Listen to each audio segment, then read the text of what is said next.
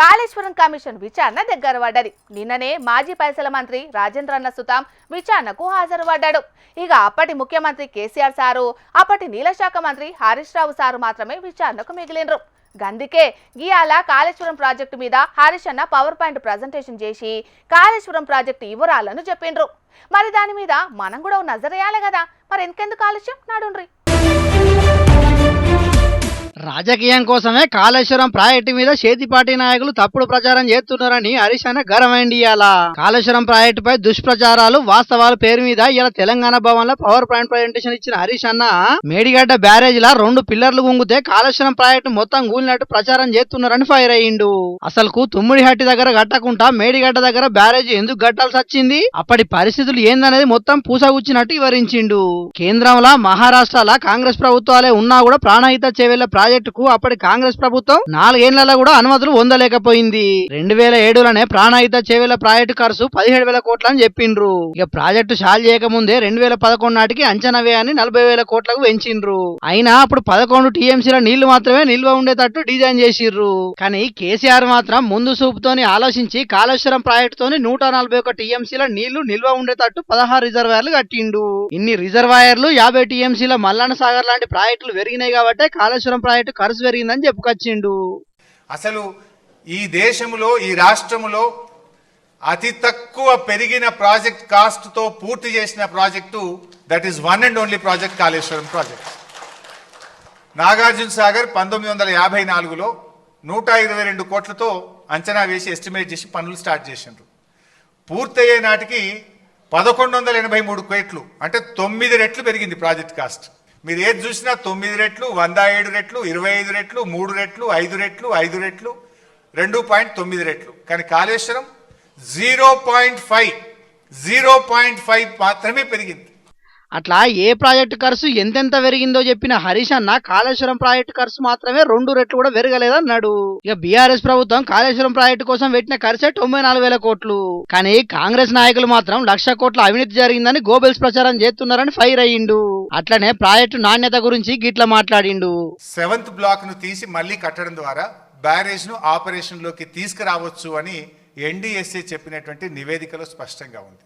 కానీ వీళ్ళు కాళేశ్వరమే కుప్పగూలింది, మొత్తానికే పోయింది అంటున్నారు. ప్రాజెక్ట్ నిర్మాణంలో నాణ్యత లేదు, డిజైన్లో లోపం ఉందని కూడా పదే మన మీద బురద జల్లే ప్రయత్నం చేస్తారు.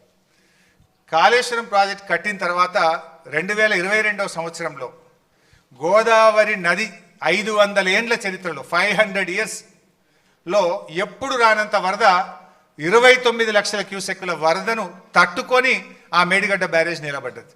చిన్నపాటి భూకంపం వచ్చినా కూడా ఆ ప్రాజెక్టు తట్టుకొని నిలబడ్డది. కాబట్టి ఆ ప్రాజెక్టు డిజైనింగ్ లో నాణ్యతలో ఎసొంటి లోపం లేదని చెప్పుకొచ్చిండు. ఇక ఒక్క నోటీస్ ఇయ్యంగానే ఆగమాగం అవుతున్నారని సీఎం రేవంత్ అన్న మాట్లాడిన మాటల మీద గిట్లా అన్నాడు. ఇలా కమిషన్ ముందుకు పోవడానికి ఏదో భయపడుతున్నా, ఎవరు భయపడుతున్నారని చెప్పి నీకు రేవంత్ రెడ్డికి? తప్పకుండా కాళేశ్వరం కమిషన్ ముందు మేము వెళ్తాం, మీరు చేసిన దుష్ప్రచారాలన్నీ కూడా పటాపంచలు చేస్తాం, దానికి ఎవరు భయపడేది లేదు. ప్రాణత్యాగానికే సిద్ధపడ్డ నాయకులు ఇలాంటి మీరు చేసే చిల్లర తాటాకు చప్పులకు భయపడే నాయకత్వం బీఆర్ఎస్ నాయకత్వం. డెఫినెట్ గా మీరు చెప్పిన అబద్ధాలు గోబల్స్ అన్నింటినీ కూడా పటాపంచలు చేసి నిజాలన్నీ కాళేశ్వరం ముందు చెప్తామని చెప్పి కూడా మేము ఈ సందర్భంగా తెలియజేస్తూ బరాబర్ విచారణ పోతాం, కాంగ్రెస్ పార్టీ ఎత్తున్న తప్పుడు ప్రచారాన్ని తిప్పి కొడతాం అన్నాడు. చూడాల మరి మాజీ మంత్రి హరీష్ అన్న మాజీ సీఎం కేసీఆర్ సార్ విచారణ పోయి ఏం చెప్తారో, ఆ కమిషన్ ఆఖరుకు ఏం రిపోర్ట్ ఇస్తుందో.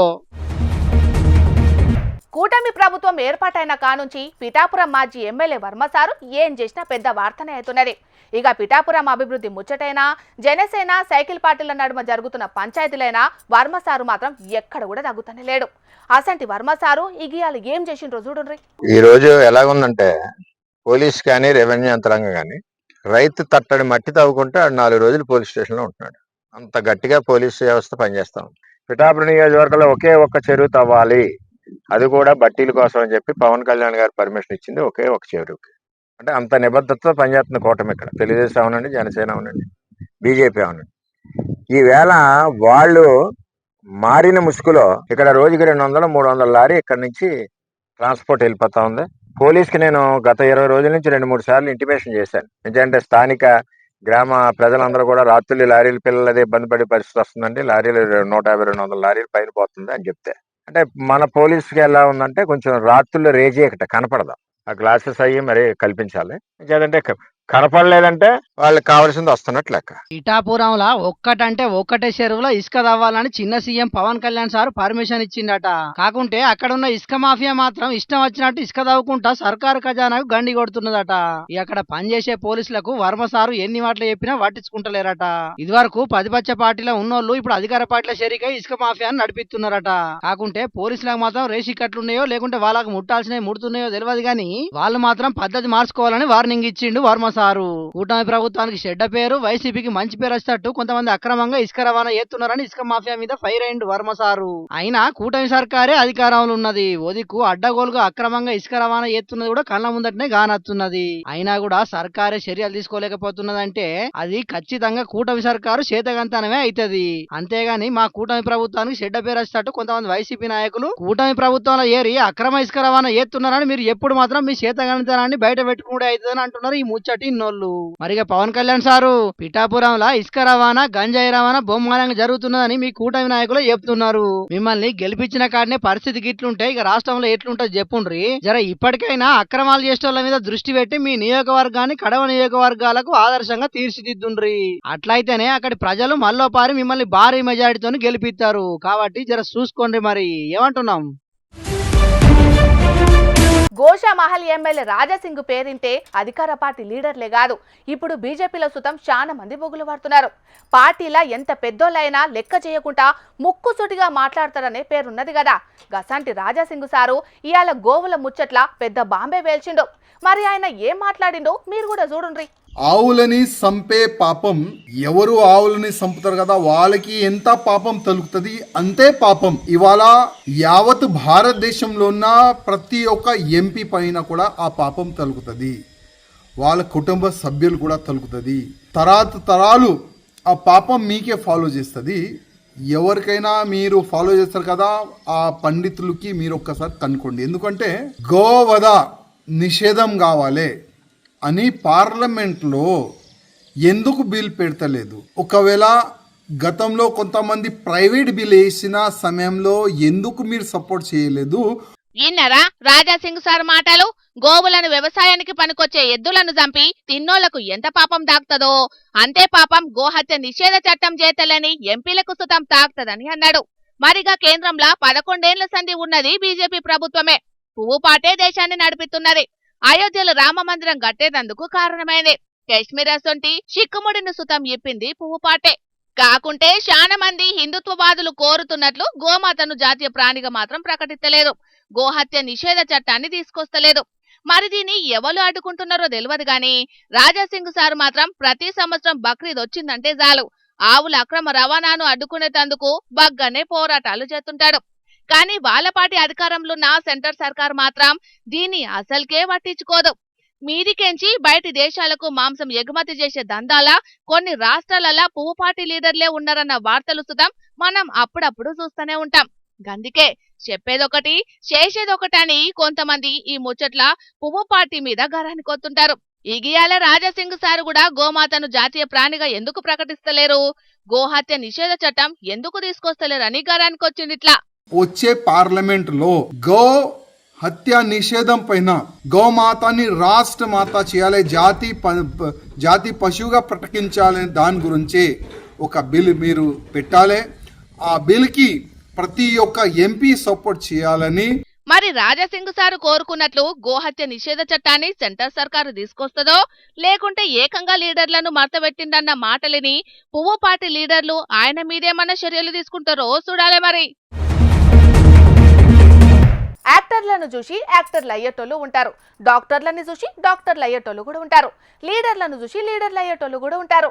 కానీ యూత్ పొలగాన్లకు ఏం పైత్యమైందో ఏమోనల్లా.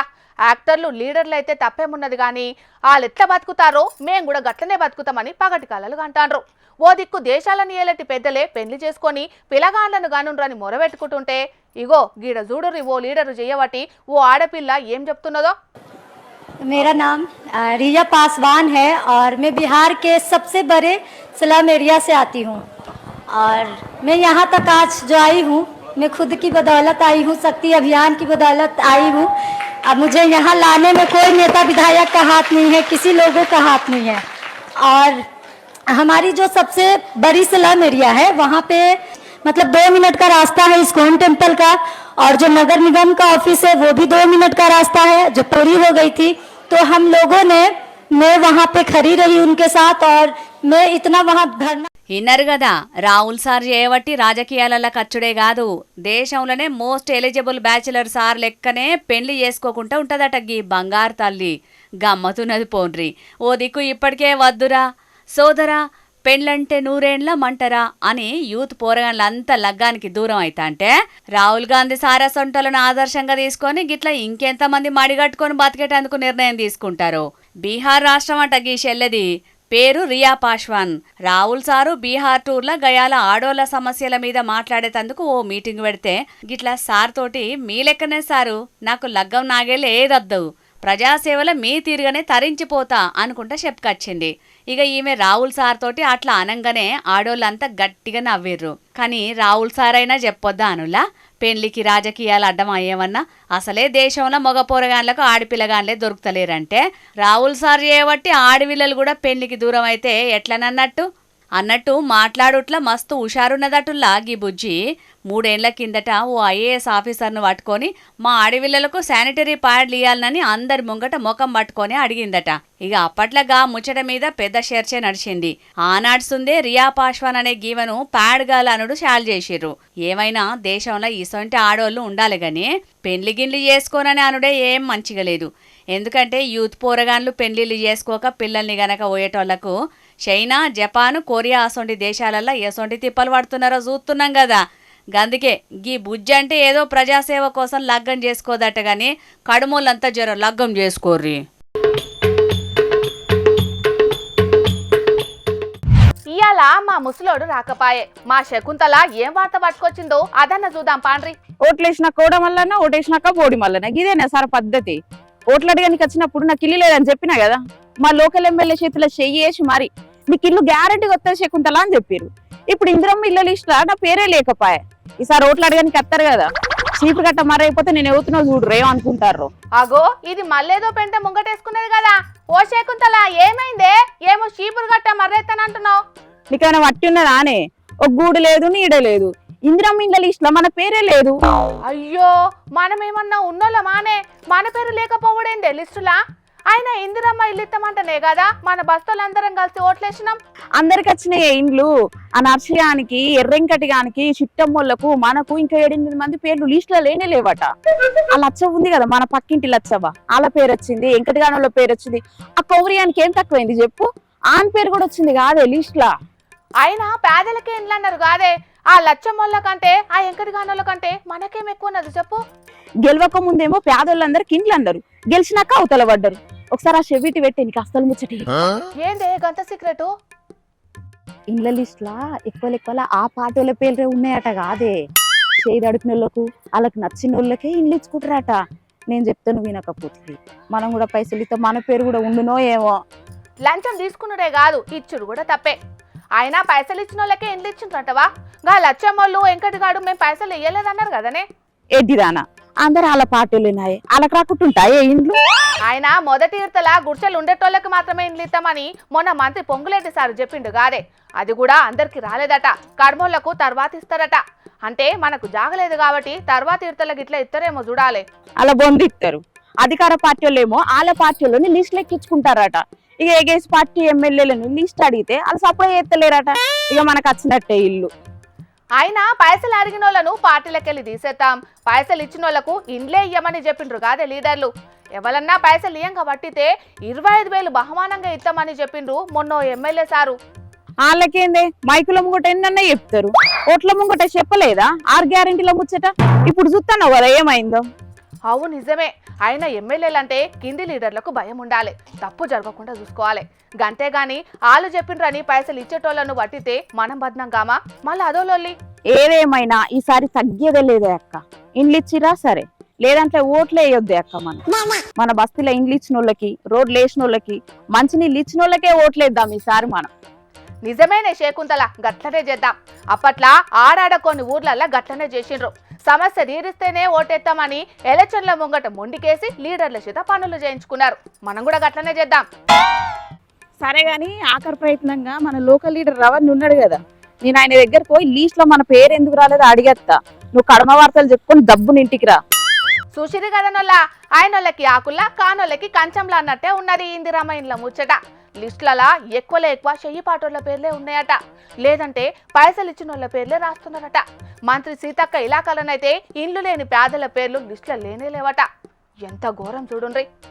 ఓ లీడర్లు చూస్తురే కదా, నమ్మి ఓటేసినందుకు జర గూడు లేని పేదలను పాపం అనుండ్రి, లేదంటే వచ్చే ఎలక్షన్లలో వడ్డీతోటి తిరిగిచ్చేటట్టే ఉన్నారు జనాలు.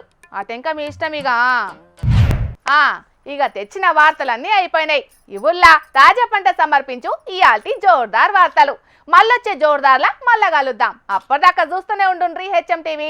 అట్లనే ఇంకిన్ని మంచి మంచి వార్తల కోసం హెచ్ఎం టీవీ యూట్యూబ్ ఛానల్ని సబ్స్క్రైబ్ చేసుకోండి. ఇసంటి ముచ్చట్లు ఆడ మస్తుగుంటాయి. అన్ని ముచ్చట్లు మీ దాకా చేరాలంటే తప్పకుండా గంట కొట్టుండ్రి, లైక్ చేయండి, ఈ ముచ్చటను మీ దోస్తులకి షేర్ చేయండి. ఏమంటున్నా ఉంటా మరి, టాటా.